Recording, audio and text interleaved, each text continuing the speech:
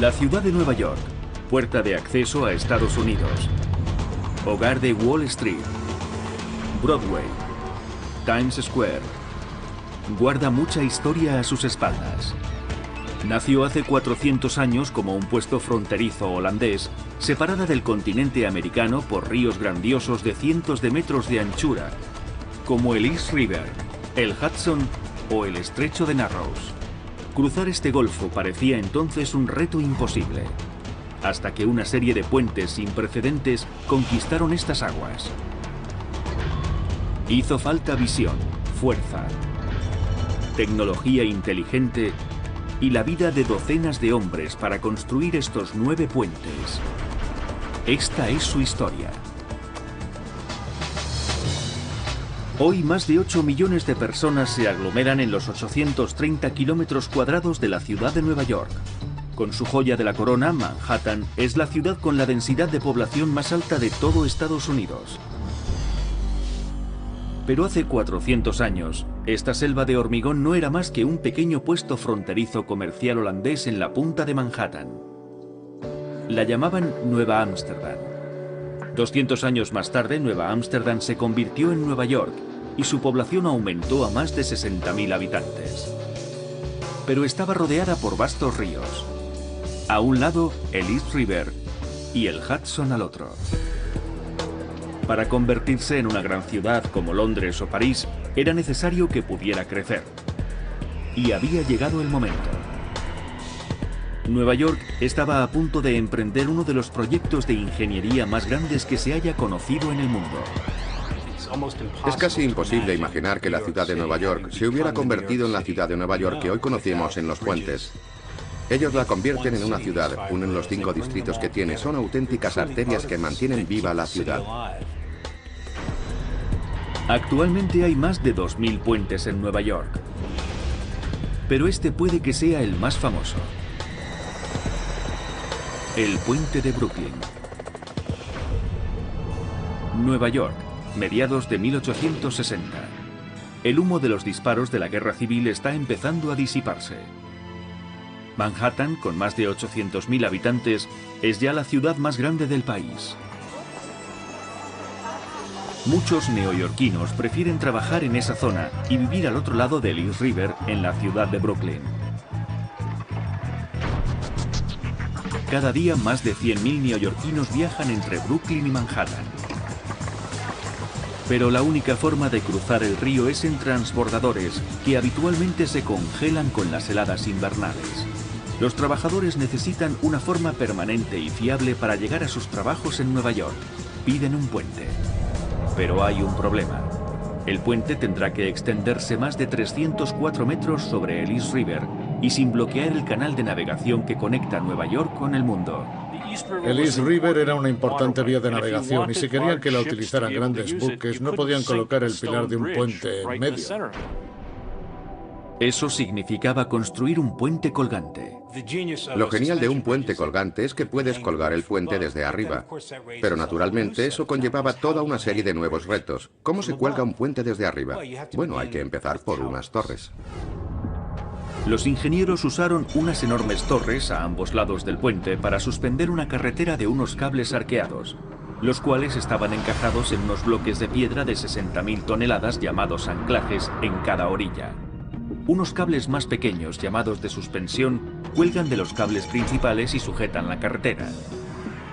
El gran peso de la plataforma hace descender los cables, pero los anclajes ejercen una tracción sobre ellos manteniendo estable la carretera. Las fuerzas combinadas empujan sobre las torres comprimiéndolas en una masa rígida y sólida. Como las torres, cables y anclajes soportan todo el peso de la plataforma colgante, no son necesarios pilares adicionales debajo y dejan libre el río. Es un modo ingenioso de construir un puente y también parecía desafiar a la naturaleza, porque la impresión era que no estaba sujeto en ningún lado. Antes nadie se había atrevido a usar esta maravilla de la ingeniería para cruzar un río tan ancho. El vano central del puente de Brooklyn debía tener más de 483 metros, un 50% más largo que cualquier puente colgante jamás construido, para conectar el ayuntamiento de Manhattan con el centro de Brooklyn. Parecía una labor imposible, pero un hombre en Estados Unidos estaba listo para el reto.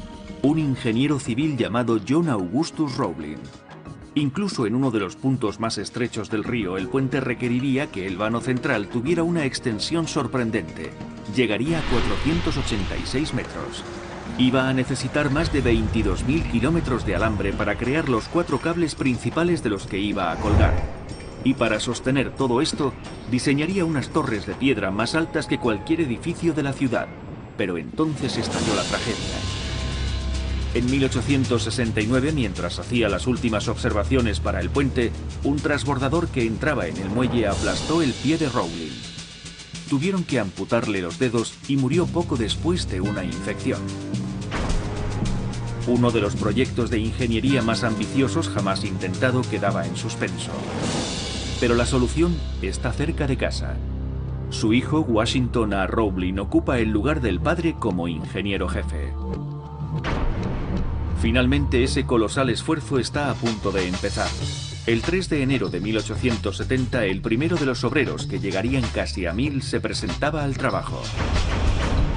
Su primer reto era levantar los enormes arcos góticos que con el tiempo se convertirán en uno de los iconos más característicos del puente. Pero sus cimientos deben descansar en tierra sólida en el fondo del río para que sea consistente. Eso significa que Roebling debe de algún modo enviar a los obreros a 25 metros bajo el agua para excavar en el lecho del río hasta llegar a la roca madre. Roebling se decanta por un mecanismo arriesgado, una caja sin fondo de madera y hierro llamada caisson. Los caisson son básicamente cajas grandes puestas del revés. Lo que normalmente sería el fondo de la caja es la parte de arriba, y la parte abierta se mete dentro del agua. Hundidos hasta el fondo del río, se bombea aire altamente presurizado en el interior del pozo, manteniendo fuera el agua. Los hombres se deslizan al interior a través de cámaras de aire para trabajar en ese estrecho y presurizado espacio. Algunos lo comparan con el infierno, insoportablemente caluroso y húmedo. Con peligro de incendios y de ahogarse, los obreros pasan 2 años trabajando penosamente en estos pozos, excavando un promedio de más de medio metro al día en el lecho del río por debajo de ellos. Era un reto al que nunca nadie se había enfrentado. Cada día bajaban allá a través de cámaras de aire y excavaban con picos y palas, y poco a poco iban descendiendo a través del lecho del río hasta la roca madre. Pero el aire presurizado que mantiene fuera el agua también alberga una misteriosa enfermedad. Más de 100 hombres enfermaron, 3 murieron. Hasta el mismísimo Washington Roebling sufrió un ataque paralizante. Lo llaman la enfermedad del pozo. Pero la causa es desconocida. Los médicos no descubrirían hasta 6 años después que era debido a la rápida descompresión al subir a la superficie. Y el trabajo debe continuar. Ponían su vida en peligro cuando iban a trabajar. Era un trabajo de alto riesgo. Pero también tenía esa sensación de aventura. Podía ser solamente un obrero que excavaba la tierra, pero aún así era parte de un equipo que estaba construyendo el primer puente que cruzaría el East River. Los hombres recogían la tierra del lecho del río en artesas dentro del pozo. Izadas desde la superficie transportaban la tierra a las barcazas. A medida que el pozo descendía, poco a poco a través del lecho del río, bloques de granito eran colocados fila a fila encima de la superficie. Cuando un año después, en 1872, llegan a la roca madre, se llenaron de hormigón formando los cimientos para la torre. A un ritmo de 20 bloques a la hora, las torres de piedra fueron levantándose hasta una altura de 85 metros. Lo único más alto en la ciudad era la aguja de la iglesia de la Trinidad en Wall Street. Poco a poco las torres van alzándose en el perfil de Nueva York. Finalmente, después de 6 años de un trabajo agotador, están terminadas. Ahora Roebling tiene que suspender 18.700 toneladas de carretera de los 4 enormes cables. Roebling apuesta por un material no probado hasta el momento llamado acero, que es un 75% más resistente que el hierro, pero que nunca había sido utilizado antes para los cables de un puente. Roebling hizo bingo con esa decisión. Y hay que saber que no la tomó porque estuviera de moda o porque los mejores ingenieros tomaran la misma. porque no era así. Cada cable principal debía tener un diámetro de 40 centímetros. La única forma de fabricarlos era combinar varios cables más finos y unirlos. Y cada uno de esos cables tenía que ser lo bastante largo para unir una orilla con otra por encima de las torres. En total se necesitó más de 5.635 kilómetros de cable continuo. Para llevarlo a cabo, piezas individuales de alambre de acero tenían que ser combinadas en un bucle sin fin. Como el alambre se fabrica en una longitud de unos 600 metros, para convertirlo en un alambre continuo más largo, había que empalmarlo. Este es un ejemplo para empalmar alambre. Se hace utilizando lo que llamamos empalme de compresión. Cada extremo del alambre se introduce en el empalme, cuyo interior es de acero endurecido. Una vez insertados ambos extremos, una prensa hidráulica lo comprime fuertemente, y eso básicamente le proporciona toda la fuerza al alambre. Más de 5.000 alambres de acero más pequeños se usarán para hacer cada cable. Es muy difícil hacer cables largos y muy fuertes, pero es muy fácil hacer cables pequeños muy fuertes. Así que si necesitas un cable grande hay que hacerlo de la unión de muchos cables pequeños. De hecho, este es un alambre de uno de los cables principales del puente de Brooklyn, y pueden ver que es casi imposible poder doblarlo. Es muy fuerte. Los obreros juntaban grupos de alambres en manojos llamados trenzados y luego los comprimían dentro de un cilindro para formar un cable. Cada cable terminado pesaba más de 900 toneladas. Era imposible izar algo tan pesado hasta la cima de las torres. Entonces Rowling ideó una forma para ensamblar los cables en el aire. Uno por uno ensartó cada alambre de acero de orilla a orilla en un proceso llamado spinning. Esta nueva técnica innovadora mejoró radicalmente la tecnología en la construcción de puentes colgantes. La idea que subyace detrás del spinning es esta. Imaginen que esto es una bobina de alambre del puente y el anclaje está aquí. Tenemos como un torno en un carril, similar a un telesquí, y va de una orilla a otra. El alambre se enrolla alrededor del torno, y mientras el torno es llevado a través del puente, va soltándose el alambre enroscado. Y eso se hace repetidamente hasta que los múltiples miles de cables están en su lugar para formar el cable principal. Se tardaron 2 años en arrastrar los 21.128 cables de acero de orilla a orilla a través de las torres. Alambre suficiente para que llegue de Nueva York a Londres y vuelva 2 veces. Finalmente, la carretera del puente puede ser construida. En la etapa final, los marcos metálicos para sujetar los tramos de la plataforma que se acoplarán a otros cables cuelgan de los cables principales. Esto es un trozo de cable de sujeción. De hecho, es un trozo original de cable de sujeción de la carretera del puente de Brooklyn. Y como pueden ver, está formado por 7 alambres que se tuercen. Los otros 6 se retuercen alrededor del séptimo central. Cada uno de los alambres está hecho de un determinado número de hilos que se retuercen alrededor del alambre central. A esto lo llamamos cable de alambre. Y difieren de los cables principales porque los alambres van en paralelo y no están retorcidos. 14 años después de que se empezara su construcción, el puente colgante más largo del mundo se ha completado. Es ocasión para una celebración nacional.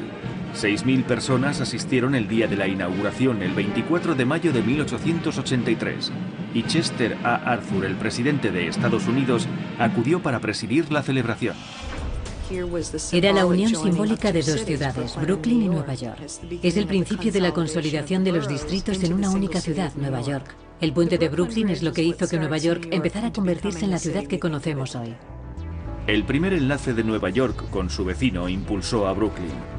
La propiedad se desarrolló y la población de Brooklyn aumentó hasta los 800.000 habitantes, doblando la que tenía antes de empezar el puente. Pronto 150.000 personas abarrotarán el nuevo puente cada día. Nueva York necesita más puentes hasta el corazón de Manhattan para satisfacer la demanda, pero se necesitaron 14 años para construir el puente de Brooklyn. El crecimiento continuo de la ciudad dependía de encontrar una forma de construir más rápidamente.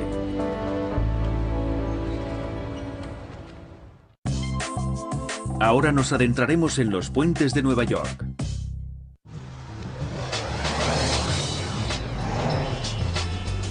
Hoy, el paseo del puente de Brooklyn es tan popular como siempre ha sido. Pero a diferencia de cuando fue inaugurado, ahora no hay que pagar ni un centavo para cruzarlo. Nueva York, año 1890. El puente de Brooklyn por fin ha proporcionado a Manhattan Sur su primer enlace permanente con Brooklyn. Decenas de miles de trabajadores cruzan el nuevo puente cada día. Algunos andando, otros en carruajes de caballos y otros en tranvías, sobrecargando de tráfico los 5 carriles del puente. La población de Brooklyn pasa de los 800.000 habitantes, más del triple de la que tenía hace solo 3 décadas. Y las comunidades vecinas, el Bronx, Staten Island y Queens, están celosas del crecimiento y la prosperidad de Brooklyn. 1896. Nueva York está a punto de embarcarse en el frenesí de la construcción de puentes. El puente de Brooklyn era la prueba de una idea. Ahora tenían un ejemplo que mostraba cómo podían hacerlo. Pero la cuestión era cómo hacerlo mejor y más barato la próxima vez. El siguiente puente a Manhattan sería construido desde Williamsburg a unos 3 kilómetros al norte del corazón de Brooklyn, desde la calle Delancey al East Side del Bajo Manhattan. Como el puente de Brooklyn de 5 carriles estaba ya congestionado de tráfico, los ingenieros diseñaron el nuevo puente con 9 carriles. 6 para trenes y tranvías, 2 para carruajes y 1 más para peatones. Se tardaron 14 años en construir el puente de Brooklyn, pero tiempo es dinero. Construir un puente más grande y resistente en menos tiempo es un reto abrumador. Una vez más, los ingenieros confiaron en el poder extraordinario del acero para realizar el trabajo. A diferencia del puente de Brooklyn, el de Williamsburg tendrá las torres hechas enteramente de acero. Fue la primera vez. Debido a la solidez superior del acero, se necesitará menor cantidad, haciendo las torres más ligeras. Y unas torres de acero más ligeras pueden erigirse sobre una cimentación menor, la cual se construye más rápido. El acero resultó ser más económico, más fiable, y para cuando el puente de Williamsburg se diseñó, los entendidos sabían que era así como debía hacerse. Las torres de metal se elevaron a 107 metros del suelo, 23 metros más altas que las macizas torres de piedra con arcos del puente de Brooklyn. El acero hizo posible que pudieran alcanzar esa altura, utilizando menos material a menos coste sin sacrificar la resistencia. En el puente de Brooklyn los cables sujetan la carretera que conduce a ambas torres, así como el vano central. Esta vez los ingenieros diseñaron arcos de acero llamados viaductos para sostener los vanos laterales desde abajo. Así los cables solo tienen que sostener el peso del vano central y pueden ser más pequeños y ligeros. Como el planteamiento del puente de Williamsburg no dependía de los cables colgantes como soporte, sino que más bien se sujetaba desde abajo, les permitió construir un cable más fino y elegante del que sería necesario si tuviera todo ese peso adicional. Su construcción empezó el 7 de noviembre de 1896. Más de 4.000 toneladas de alambre de acero forman los cables. El puente de 9 carriles colgaba de ellos con 2 niveles, uno encima del otro. Esto daba a los ingenieros una ventaja, una forma natural de hacer más fuerte el puente. Al tener 2 pisos, hay otro beneficio añadido, ya que obliga automáticamente al ingeniero a diseñar una forma de caja, y una caja es mucho más rígida y consistente comparado a cualquier otro tipo de un solo piso. La forma de caja se hace conectando los 2 niveles de carretera con una simple serie de vigas de acero formando un entramado.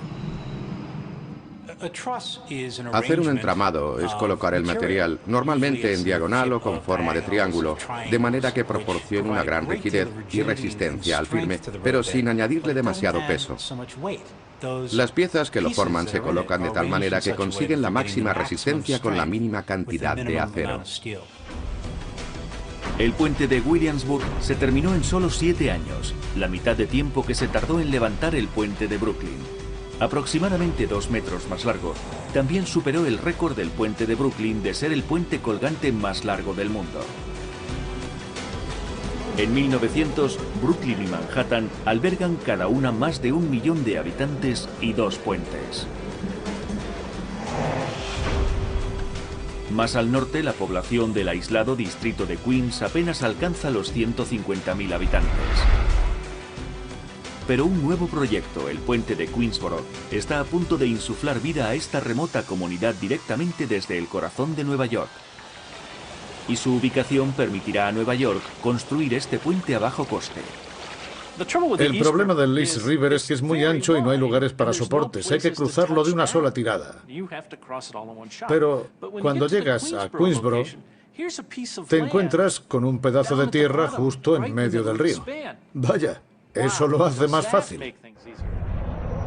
La isla de Roosevelt permitió a los ingenieros aplicar una tecnología diferente y más barata en esta construcción, el puente en ménsula. La ménsula es un elemento estructural envoladizo. Creo que la forma más simple de imaginar una ménsula es pensar en un trampolín. El final del trampolín está suspendido más allá de su soporte. Un puente en ménsula es muy parecido a un par de trampolines, uno frente al otro donde ambos bordes se juntan. A diferencia de un puente colgante que está suspendido desde arriba, un puente en ménsula puede hacerse proyectando vigas hacia afuera desde sus torres por encima del agua. Como un balancín, el brazo suspendido sobre el agua es equilibrado por el brazo que se construye en dirección contraria. Pero hay un límite hasta donde puede llegar un vano en ménsula. No puede atravesar el río sin tener algún soporte en medio. La isla de Roosevelt resolvió ese problema. Su construcción empezó en 1901 y durante los siguientes 6 años se usaron más de 70.000 toneladas de acero para construir los brazos sobre el río hasta que estuvieron listos para ser conectados.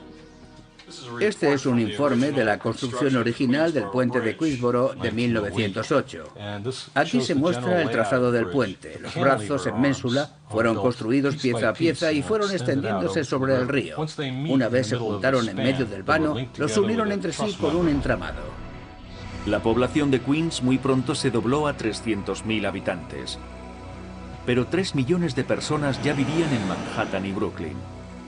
Incluso antes de que los puentes de Queensboro y Williamsburg estuvieran terminados, un cuarto puente, el puente de Manhattan, se estaba levantando a unos cuantos edificios más al este del puente de Brooklyn para satisfacer la demanda.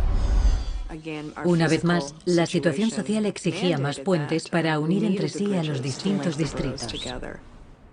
¿Se imaginan vivir en Nueva York entre los años 1899 y 1910, cuando 3 de los puentes más largos del mundo estaban en construcción, uno al lado del otro sobre el East River? Debió de ser una visión extraordinaria. Pero si los ingenieros seguían construyendo puentes grandes y voluminosos, nunca terminarían lo bastante rápido para mantener el ritmo del crecimiento de la ciudad. Y entre los puentes y los rascacielos, los equipos de construcción de toda la ciudad se enfrentaban a la escasez de acero.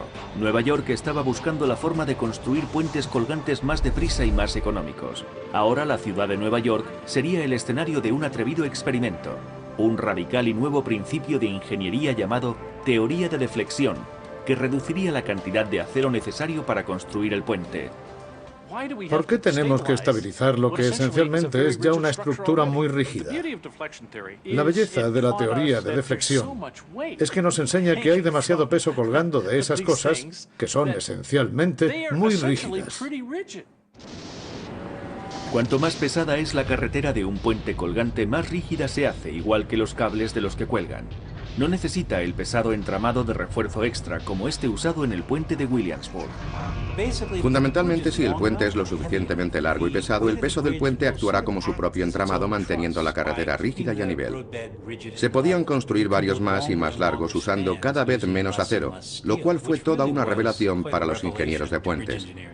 Los buenos ingenieros siempre están tratando de calcular formas para usar menos material y obtener más por menos dinero. El puente de Manhattan sería el primer gran experimento con la teoría de deflexión. Su construcción se inició en 1901. Sus torres se construyeron superdelgadas, casi bidimensionales en comparación con las torres masivas de los puentes de Brooklyn y Williamsburg.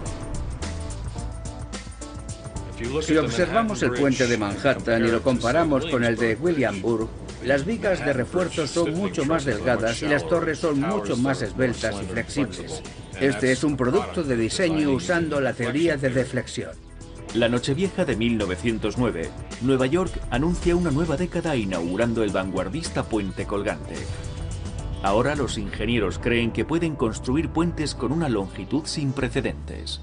El advenimiento de la teoría de deflexión iba a permitir, probablemente, doblar de nuevo la longitud de los puentes colgantes. Con los 4 puentes sobre el East River finalmente en funcionamiento y con el nuevo método de construcción de puentes, Nueva York centra su atención en conquistar la parte oeste del enorme río. La última prueba de la teoría de deflexión se está planeando sobre el otro lado de Manhattan, en el río Hudson. Ahora adentrémonos en los puentes de Nueva York. Brooklyn, Williamsburg, Queensboro, Manhattan. Entonces, más de medio millón de vehículos cruzaban en Nueva York los 4 puentes del East River como media en un día laborable. Pero poco después de ser inaugurados, los ingenieros pusieron su mirada en otro reto al otro lado de la ciudad. Nueva York, los felices años 20. En las postrimerías de la Primera Guerra Mundial, la ciudad está prosperando. Los 4 puentes que cruzan el East River han fortalecido los lazos entre Manhattan, Brooklyn y Queens. Parece que no hay nada que no pueda hacerse, pero la parte oeste de Manhattan sigue sin conquistarse. Estaba claro que había que cruzar el Hudson en algún punto. Bueno, al otro lado estaba el continente. El Hudson tiene 1067 metros de anchura y es 3 veces más largo que el East River, así que, caramba, eso lo cambia todo. Suspender una carretera tan larga sería como suspender 15 edificios de la ciudad en el aire. 2 puentes de Brooklyn puestos uno tras otro no lo cruzarían. Al igual que la conquista del East River había sido un reto para los ingenieros del siglo XIX, el río Hudson estaba allí para los ingenieros del siglo XX. Se decía que cada ingeniero de Estados Unidos tenía en su bolsillo el diseño de un puente que cruzaba el río Hudson. Se presentaron 18 diseños diferentes de puentes convencionales. La mayoría eran demasiado pesados y caros, ninguno llegó a ser construido. Hacer un puente en el Hudson parecía imposible, pero un ingeniero llamado Otmar Ammann creía que la solución ya existía, la teoría de deflexión. Lo que la teoría de deflexión supuso realmente para los ingenieros fue una mejor comprensión del comportamiento de un puente colgante, y entonces el ingeniero era capaz de aerodinamizar su diseño para reducir algo de peso del puente y poder aumentar la longitud de los vanos. Los ingenieros que construían puentes sin la teoría de deflexión añadían estructuras extra, como cables de sujeción y pesados entramados para estabilizarlos. Ammann confiaba en que podía construir una carretera de 1067 metros sin estos soportes extra. Sería lo bastante ligero para poder llegar hasta New Jersey, pero con el peso suficiente para estabilizarse por sí mismo. El resultado será el puente de George Washington. El diseño de Ammann para el puente de George Washington superó los límites de la teoría de deflexión. Puede verse el uso de la teoría de deflexión en el hecho de que tiene un aspecto bastante esbelto comparándolo con su envergadura, y es que el arte de la ingeniería en el diseño de puentes había cambiado. La construcción del enlace de acero de 6 carriles de Nueva York con el resto del continente empezó en octubre de 1927. Los obreros lucharon para levantar torres de acero de 184 metros de altura, más altas que la mayoría de los rascacielos de la ciudad. El trabajo que hicieron fue algo que era inconcebible para la mayoría de nosotros. Trabajaron a muchos metros por encima del río y no tenían medidas de seguridad de ninguna clase por entonces. Allá arriba estaban literalmente colgados del cinturón de sus propios pantalones. No sé cómo pudieron hacerlo. La primera vez que anduve por un cable de un puente colgante, miré abajo. El cable era tan ancho como el largo de mi pie, y creo que sentí un vahido en mi estómago. Y me dije, bueno, adelante. Después de los primeros pasos te haces a ello y es muy agradable. El plan original requería que las torres estuvieran revestidas de cemento como refuerzo extra, pero Ammann pronto cambia de idea. Observando el puente actualmente, lo que elogiamos de él es la trama cruzada, la estética, la sensación lineal. No puede ocultarse ese gran logro. Pero él se dio cuenta al pasar el tiempo que el acero no necesitaba más soporte, que era lo bastante fuerte como para soportar el puente. El puente de George Washington se terminó 8 meses antes de lo programado y por menos del precio estimado, $60 millones, e hizo añicos el récord del puente colgante más largo del mundo. Nunca ha habido un avance en la tecnología de puentes que pueda rivalizar con lo que hizo Otmar con el puente de George Washington. Eso fue un triunfo en toda regla. El puente de George Washington proporcionó al comercio una nueva ruta a través de Manhattan, esquivando los atascos de tráfico de la ciudad. Pero justo desde el principio, el éxito del puente creó sus propios atascos de tráfico. El día de la inauguración, el 25 de octubre de 1931, más de 56.000 coches cruzaron el Hudson. Al cabo de unos años resultó evidente que el puente quedaría saturado. Pero Otmar Ammann había imaginado que el automóvil sería la vanguardia del futuro y se había adelantado. Este visionario había construido este puente con una vanguardista capacidad de expansión. Los cables principales, las torres, los cimientos, los anclajes, todo fue diseñado con la previsión de que con el tiempo se debería construir una segunda plataforma con 6 carriles adicionales más que la estructura soportaría. En 1962 se añadió una segunda carretera debajo de la primera, doblando casi la capacidad. 76 piezas de secciones de carretera prefabricada fueron levantadas hasta su posición sección por sección. Esas piezas fueron izadas desde unas gabarras sobre el agua y atornilladas en su sitio, conectándolas a las vigas del piso ya existentes. Así que pieza a pieza fueron ubicándose en su lugar. En fin, es todo un asombroso homenaje a la fuerza del puente y al genio de Otmar Ammann. Poder colgar todo un nuevo puente del anterior sin causar ningún estrés perceptible. Al cabo de 75 años de ser inaugurado, el puente George Washington todavía tiene mayor capacidad que cualquier puente del mundo. Más de 107 millones de vehículos cruzaron sus 14 carriles solo en 2005. Y si este es el objetivo de un puente, facilitar el transporte terrestre para cruzar un determinado tramo de agua, entonces el puente George Washington tiene que ser considerado como el puente colgante con más éxito de la historia. El puente George Washington cambió para siempre la ciudad. Manhattan tenía un enlace permanente con el resto del continente. Pero dentro de esos refinamientos de ingeniería yacía un fallo mortal.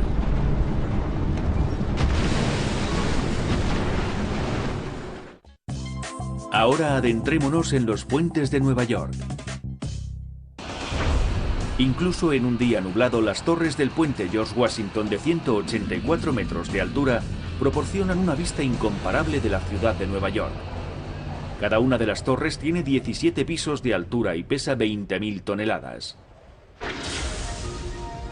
Volviendo a 1929, mientras Otmar Ammann estaba terminando el gigantesco puente, la ciudad centra su atención en otro proyecto de construcción de un puente aún más ambicioso. 3 de los 5 distritos neoyorquinos tienen ahora grandes puentes hacia el centro de la ciudad, pero el Bronx permanece aislado en el noreste. Está desconectado de la prosperidad que comparten Manhattan, Brooklyn y Queens a través de sus puentes, por lo que los ingenieros deciden unir el Bronx con todos ellos inmediatamente. Se le llamará el puente Triborough. Iba a conectar Queens, el Bronx y Nueva York. No conectaría solo 3 entidades distintas, sino que usaría diferentes tipos de tecnología e ingeniería para hacerlo todo a la vez. Los 2 primeros puentes eran relativamente simples. Se construyó un puente levadizo a Manhattan a través del río Harlem. Un pequeño puente de entramado le conectaba al Bronx, pero el gran reto era construir un puente colgante desde Queens que atravesara el East River. La construcción comenzó el viernes 25 de octubre de 1929. Ese mismo día, más tarde, la Bolsa de Nueva York quebraría. En 1932, el país está en plena Gran Depresión.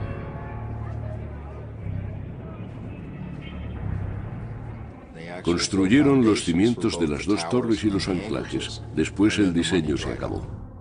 El proyecto Triborough se abandona. Simplificar el diseño del puente colgante es la única opción para sacarlo del sueño eterno. Construir puentes durante la depresión fomentó algunos de los retos realmente grandiosos de la ingeniería, ya que no había dinero. Contrataron a Ammann, que ya había finalizado su trabajo en el George Washington, para seguir con el diseño existente y revisarlo para poder construir el puente dentro del presupuesto. Ammann se hace cargo de ello en 1934. Encuentra que el diseño para el puente colgante contiene muchos elementos innecesarios y caros. Como pueden ver, en el diseño original había 4 cables principales para ser utilizados y posteriormente las torres tenían 4 soportes principales. Notarán la apariencia gótica de las torres y los arcos que iban a usarse en el diseño original. Todo eso se cambió. Ammann rápidamente se dedica a simplificar el diseño. Convierte los 2 niveles de carreteras en uno solo. Y esta única carretera puede sostenerse en alto con solo la mitad de los cables principales. Ahora las torres pueden asentarse en solo 2 soportes. Los intrincados detalles góticos son sustituidos por una apariencia más moderna, simple y aerodinámica. Ammann ahorra más de $10 millones solo en las torres. Un promedio de 1000 hombres trabajaron cada día durante 3 años para construir el reformado puente colgante. Gracias a los drásticos recortes de Ammann, el puente Triborough se inauguró finalmente el 11 de julio de 1936. Los residentes del Bronx tenían ahora acceso directo al Alto Manhattan y a Long Island. Nuevas comunidades suburbanas nacieron y prosperaron lejos del corazón de la ciudad. Otmar Ammann había refinado el proceso de construcción de puentes aerodinámicos un poco más. No se tarda tanto en construir un puente sencillo como en levantar algo con mucha ornamentación. Y eso es lo que estaba ocurriendo cuando se empezó el Triborough y los anteriores puentes que fueron construidos alrededor de la ciudad de Nueva York. Ammann diseñó de forma simple para eliminar elementos innecesarios. Se puede ver la progresión de su simplicidad y diseño. En 1935 sus diseños fueron puestos a prueba.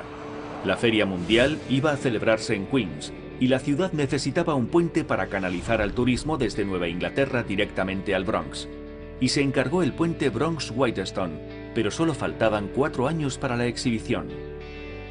El puente Bronx-Whitestone, con un plazo tan breve, agilizó la evolución del diseño del puente colgante. ¿Qué se puede hacer? No hay nada como un plazo muy ajustado para que todo el mundo se siente y diga ¿qué es un lujo y qué es lo que necesitamos realmente? No se ve el reforzamiento transversal que se ven en otros diseños de puentes colgantes, lo que le proporciona una apariencia más esbelta a sus estructuras.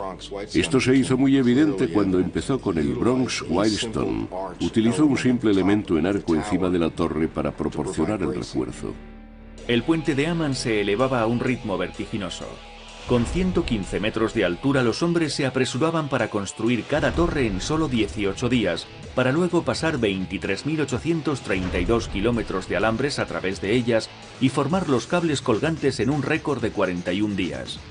El puente se inauguró el día antes de que empezara la Feria Mundial, el 30 de abril de 1939. Pero los automovilistas que lo cruzaron pronto notaron algo raro. El puente tenía una inquietante tendencia a moverse con vientos fuertes. Un año después, enérgicos vientos provocaron el derrumbamiento del puente de Tacoma Narrows en el estado de Washington. La idea de hacer más con menos siempre fue una fuente impulsora, pero se llegó demasiado lejos. Reconocimos que habíamos llegado al límite de cómo usar el material sin correr el riesgo de hacer un puente tan flexible que no pudiera mantenerse rígido con el viento. El puente Bronx-Whitestone fue diseñado de alguna forma parecido al de Tacoma Narrows y se movía arriba y abajo igual que él, pero no de una forma tan exagerada. Ammann es obligado a actualizar el diseño de su puente. Al principio colocó cables tirantes desde las torres hasta las vigas metálicas, que aún siguen ahí y pueden verse en el puente. Esto no disminuyó significativamente el movimiento o las oscilaciones, y en los años 40 firmaron un contrato para colocar unos armazones rígidos encima de las vigas existentes. Pero hoy en día esos armazones han desaparecido. Fueron desmontados en 2003 y reemplazados por una especie de carenados reforzados de fibra de vidrio. Estas estructuras aerodinámicas permiten el paso del viento por encima del puente con facilidad en vez de chocar contra él.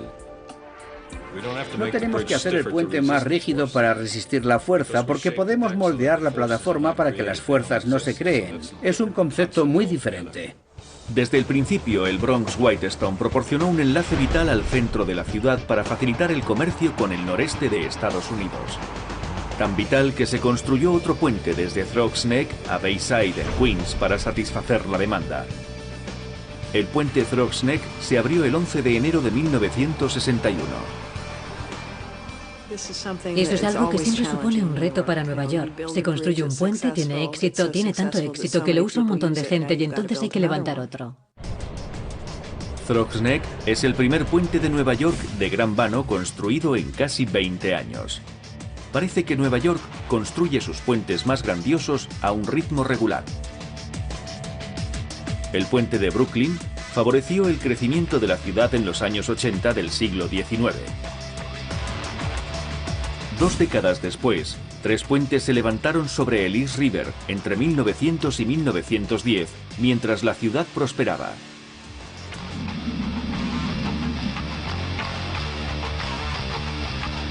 Otras 2 décadas después, 3 grandes puentes más se erigían en los años 30, cuando la ciudad se expandía al exterior. Y 2 décadas más tarde, parece que la ciudad ha crecido lo suficiente para estar preparada para otra ronda de construcciones. Con cada puente que se construye en Nueva York, los ingenieros se superan con respecto al puente precedente. Se centran en cómo mejorar la apariencia, cómo mejorar su funcionalidad. ¿Puede hacerse más grande, más largo? ¿Puede admitir más coches? Están buscando el puente definitivo. Pero mientras el puente de Throgs Neck se levantaba entre el Bronx y Queens, todos los ojos estaban puestos en Staten Island, separado de los otros distritos por más de 1 kilómetro de agua. Las teorías, técnicas y materiales de los ingenieros han avanzado por fin lo suficiente para intentar lo impensable. El puente colgante más largo en la historia de la humanidad está a punto de unir al último de los 5 distritos de Nueva York. Ahora adentrémonos en los puentes de Nueva York. 1959. 4 de los 5 distritos ya han sido conectados. Nueva York es ya casi una unidad. Pero Staten Island permanecía aislada de los demás distritos, separada por más de 1 kilómetro de agua. Tiene 3 veces el tamaño de Manhattan, pero sus 225.000 habitantes todavía dependen de transbordadores para ir directos a la ciudad. Conectando Brooklyn y Staten Island, el puente dará al comercio una ruta hacia el noreste, salvando el inmenso tráfico de Manhattan. Pero los neoyorquinos llevan hablando de este proyecto 70 años. La distancia parece ser demasiada. Efectivamente era una gran empresa tratar de unir Brooklyn con Staten Island. Realmente nunca se había realizado algo parecido. Admitámoslo, estamos hablando del puente colgante más largo jamás construido, con el vano central más grande de la historia. Así que había que superar todos los principios y experiencia conocidos, ir un paso más allá. El ingeniero que emprenda este reto deberá establecer un nuevo estándar en el diseño de puentes, y Nueva York vuelve la mirada hacia el hombre que ha diseñado los principales puentes colgantes de la ciudad, Otmar Ammann. El puente precisará de un vano de 1.298 metros. También necesitará el suficiente hormigón para construir una carretera de una sola vía, desde Nueva York a Washington, D.C. Era sin duda una empresa monumental. Iba a ser el puente colgante más largo del mundo, pero también iba a ser construido en uno de los puertos con más tráfico del mundo. La construcción empezó en agosto de 1959. Ammann se ve instantáneamente enfrentado a los retos habituales, pero tiene a su favor la industria moderna. En vez de que los obreros arriesguen su vida excavando los cimientos en el fondo, dentro de esos pozos, unas grúas seguras excavan el cauce del río desde la superficie a través de un panal de 66 ejes verticales. Para las torres de 211 metros de altura, 20.000 celdas de acero prefabricadas, cada una de 12 metros de altura, se elaboran con unas medidas precisas para que encajen a la perfección. Muy por encima del agua, están ensamblando un rompecabezas gigante de metal. Una caja conecta con la siguiente y con la siguiente. Luego van encajadas una encima de otra y se remachan juntas. Así van apilándose hasta que está hecha toda la torre. No estás construyendo solo un puente, también hay que construir un par de grandes rascacielos de acero, las torres, para sujetarlo. Y eso supone un gran reto de ingeniería. Pero el reto mayor al que se enfrentan los ingenieros es la distancia. Los 1.298 metros entre las dos torres crea un conjunto propio y único de problemas. Para que puedan comprender bien lo largo que era ese puente, y aunque cada torre se construyó perfectamente perpendicular, totalmente a plomo, hay una separación de 4 centímetros en la parte superior que no hay en la inferior. Eso se debe a la curvatura de la Tierra y al hecho de que están en las líneas radiales que apuntan hacia el centro de la Tierra. Esto es un detalle que hay que tener en cuenta cuando se elevan los cables, por ejemplo. Y esto lo plasmaron aquí los ingenieros en los dibujos originales, mostrando que había aproximadamente 4 centímetros de diferencia entre la situación de la parte superior de la torre y la inferior. Así que las torres están perpendiculares a la Tierra, pero no necesariamente paralelas entre sí. 229.469 kilómetros de acero galvanizado, suficiente para dar la vuelta a la Tierra casi 6 veces, son izados por encima de las torres para formar los 4 cables principales. Los cables del puente Verrazzano-Narrows tienen un diámetro de casi 92 centímetros. Es como andar por una acera. Todo este alambre se necesita para sujetar la enorme carretera de 12 carriles. Las 66 secciones de acero de la plataforma de la carretera pesa cada una de ellas 400 toneladas. El puente más largo del planeta se ha construido una vez más en Nueva York. Este es un testimonio singular de la dureza del acero. La capa de firme se ha hecho lo más ligera posible, pero lo bastante rígida y fuerte para que sea estable, y así poder establecer un nuevo punto de referencia para el diseño de un puente colgante. 440 años después que el explorador italiano Giovanni da Verrazzano descubriera los Narrows y el puerto de Nueva York, el primer puente que los cruza es bautizado en su honor. Este fue otro símbolo para una gran ciudad. Cuando entras en Nueva York, como primera impresión, todos esos puentes son el monumento más espectacular posible. Simplemente parece inconcebible que esa cosa pueda mantenerse. Es una de las cosas realmente bonitas de los puentes colgantes. Sinceramente, a veces parece que desafíen las leyes físicas, pero es lo que los hace magníficos. El día de su inauguración, el 21 de noviembre de 1964, los 5 distritos de la ciudad de Nueva York estaban por fin conectados. Y con una capacidad anual de 48 millones de vehículos, el puente Verrazzano-Narrows es la última arteria comercial que une Nueva York con el resto de Estados Unidos. La ciudad es finalmente un conjunto unificado. Tengo pocas dudas de que los 5 distritos que han cuajado dentro de la gran ciudad que conocemos como Nueva York sean el resultado directo de haber sido unidos físicamente por puentes. El puente Verrazzano-Narrows ha sido el último puente de gran vano construido en Nueva York. Durante la última mitad de siglo, el desafío de la ingeniería en Nueva York ha cambiado. De la construcción de puentes nuevos a mantener en pie los antiguos.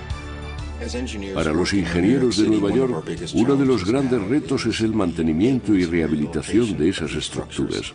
Estos puentes siguen ahí después de mucho tiempo y de una vida tan útil. Brooklyn con más de 100 años, Williamsburg casi con 100, pero el tráfico de Nueva York los necesita y es necesario que estos puentes se mantengan en servicio para la comunidad. Lo que vemos hoy en día es la importancia de los puentes existentes, y antes que demolerlos, hay que mantenerlos en el mejor estado posible y alegrarnos de la técnica de los ingenieros que los crearon. El reto es que sigan funcionando, y eso requiere cuidados, inspecciones y la rehabilitación de todas esas zonas que son críticas y mantenerlas en condiciones para permitir que los ciudadanos viajen libremente para entrar o salir de la ciudad. No puedo imaginar que llegue un día que quizá haya que reemplazar un puente. Pero si nos fijamos en otros países, sobre todo en Europa, puedes ver puentes que llevan ahí desde hace 600 o 700 años y siguen manteniéndolos. Creo que es una buena oportunidad para que los puentes de Nueva York sigan en pie en los siglos venideros.